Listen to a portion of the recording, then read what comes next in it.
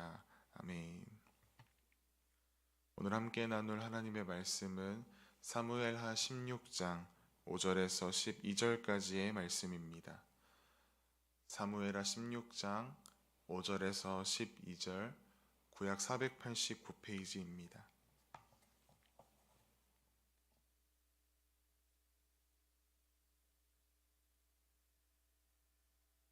함께 합독하도록 하겠습니다. 다윗 왕이 바후림에 이르매 거기서 사울의 친족 한 사람이 나오니 게라의 아들이요 이름은 시므이라. 그가 나오면서 계속하여 저주하고 또 다윗과 다윗 왕의 모든 신하들을 향하여 돌을 던지니 그때 모든 백성과 용사들은 다 왕의 좌우에 있었더라. 시므이가 저주하는 가운데 이와 같이 말하니라. 피를 흘린 자여 사악한 자여 가거라 가거라.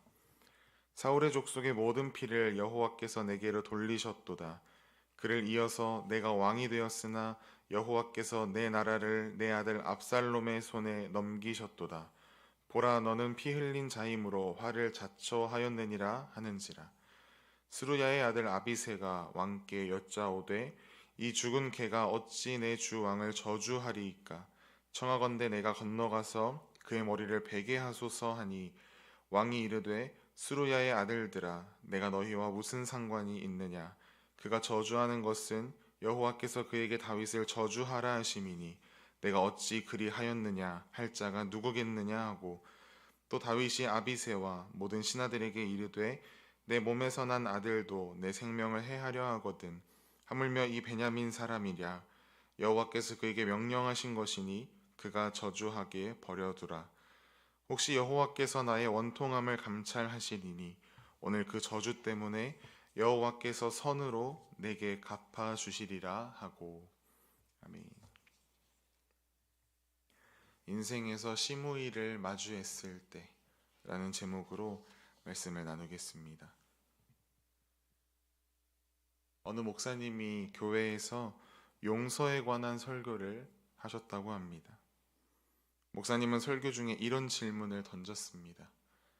여러분 중에 미워하는 사람이 하나도 없으신 분은 손을 들어 보십시오. 그러자 아무도 반응하지 않습니다. 다시 목사님은 질문합니다.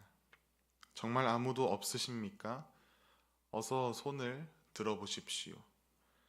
그러자 저 뒤에서 할아버지 한 분이 손을 드셨다고 합니다. 목사님은 감격의 눈빛을 날리면서 할아버지께 물었습니다. 할아버지, 어떻게 하면 그럴 수 있는지 우리에게도 말씀해 주세요. 그러자 할아버지가 이렇게 대답했다고 합니다. 응, 나도 미운 사람 많았는데 이젠 다 죽어서 없어. 우리는 삶 속에서 우리를 분노케 하는 사람들을 자주 마주합니다. 분노를 넘어서 기가 차게 만드는 사람들 또한 있습니다. 어느 누구나 예외 없이 우리가 무인도에 가서 살지 않는 한 나를 속상하게 하고 나를 분노하게 하는 사람은 꼭 만나기 마련입니다. 그리고 그 중에 가장 화가 나는 경우는 아마도 나에 대한 거짓된 소문을 듣거나 그 소문을 퍼뜨리는 사람을 마주했을 때일 것입니다. 오늘 다윗은 그러한 상황 앞에 놓여 있습니다. 사울의 친족 중 한 사람이, 이 시므이라는 사람이 다윗을 저주합니다. 그 저주의 내용은 이와 같습니다. 다윗이 자신의 친족인 사울 왕과 사울 왕가의 사람들을 다 죽였다라는 것입니다. 그런데 다윗은 그들의 죽음에 어떠한 영향력도 행사하지 않았습니다. 사울의 아들들은 사울 왕가의 범죄에 대한 하나님의 심판으로 죽임을 당했습니다.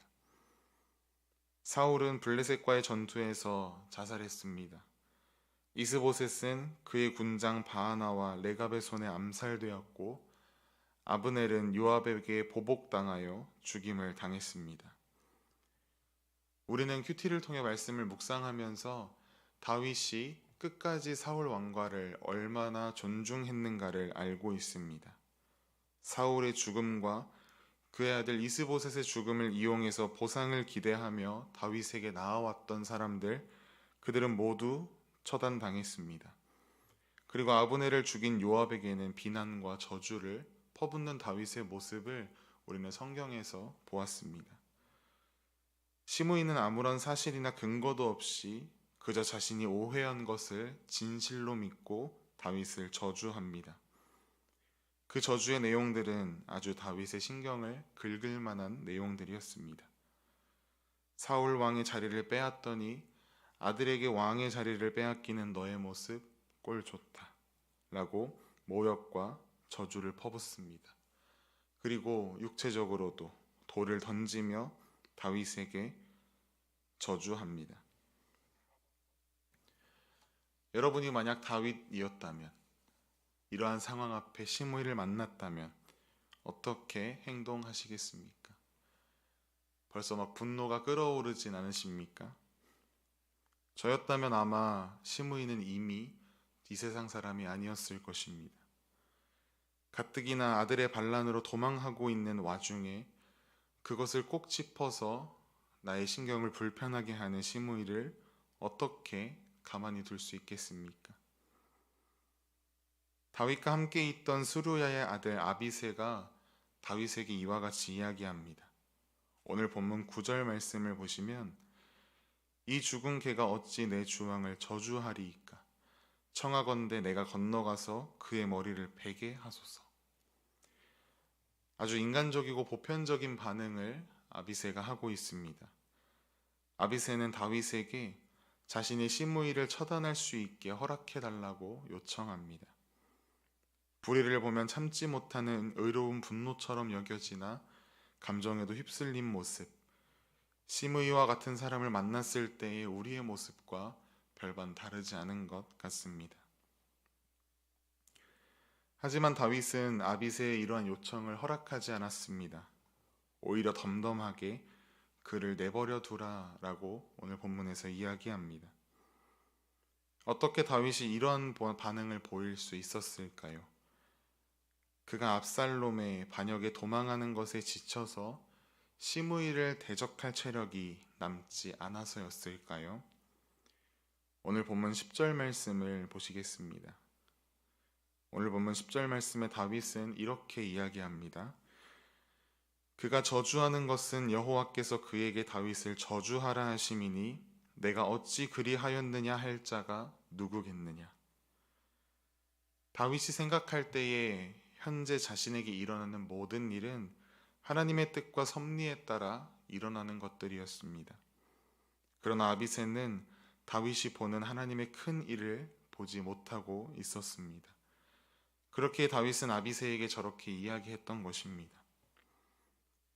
즉 다윗은 쫓기고 있는 자신의 처지로 인해서 시므이를 물리칠 수 없다고 판단했기 때문에 이렇게 이야기한 것이 아니라 하나님의 의로우심을 전적으로 믿고 확신하는 겸손한 신앙이 이 다윗에게 있었기 때문에 오늘 본문에서와 같은 위대한 믿음의 고백을 할 수 있었던 것입니다. 다윗은 당장 눈앞에 있는 현실에 좌절하거나 분노하지 않았습니다. 모든 것을 합력하여 선을 이루게 하실 하나님을 바라보고 입으로 고백했습니다. 오늘 본문 12절에 그 다윗의 고백이 기록되어 있습니다. 혹시 여호와께서 나의 원통함을 감찰하시리니 오늘 그 저주 때문에 여호와께서 선으로 내게 갚아주시리라 하고, 다윗이 압살롬에게 쫓길 때에 지은 시편이라고 이야기하는 시편 40편. 시편 40편에서 다윗은 이렇게 고백합니다. 나를 기가 막힐 웅덩이와 수렁에서 끌어올리시고 내 발을 반석 위에 두사 내 걸음을 견고하게 하셨도다.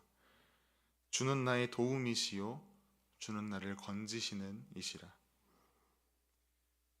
오늘 하루 우리의 입에서 다윗과 같은 이러한 고백이 흘러나오기를 간절히 소망합니다. 우리가 늘 고백하는 모든 것이 합력하여 선을 이루시는 하나님을 그저 머리로 알고 입으로 내뱉는 것이 아니라 진정 마음으로 믿고 의지하여 우리의 입으로 고백하는 그런 은혜가 있기를 소망합니다. 기가 막힐 웅덩이와 수렁에서 나를 건지실 하나님, 내 걸음을 견고하게 하실 나의 도움이신 하나님을 매 순간 의지함으로 우리의 인생에서 심의 일을 마주하였을 때 감정적으로 대응하고 분노하는 것이 아니라 하나님의 선하심, 하나님의 섭리, 하나님의 그 놀라우신 통치를 인정하고 고백함으로 우리에게 당신의 놀라운 뜻을 보이시며 이루시는 우리 하나님의 크신 능력과 크신 은혜를 경험하는 오늘 하루 우리의 삶이 되기를 간절히 소망합니다. 우리 함께 기도하시겠습니다.